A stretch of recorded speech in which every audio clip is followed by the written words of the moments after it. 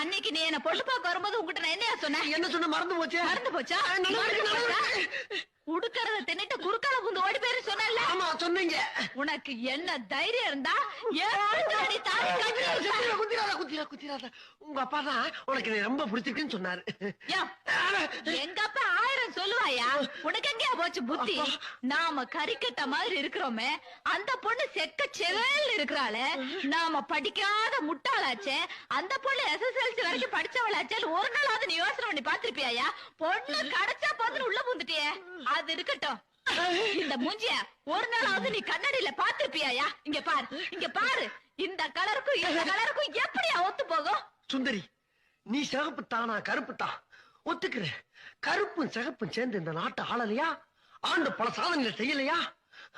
அந்த மாதிரிதான் இந்நேரம் உங்க அக்கா தங்கச்சி 2 பேரும் வாழ்க்கை பயணத்தை துணை இருப்பாங்க. நம்மள மலமலன்னு ஆரம்பிச்சு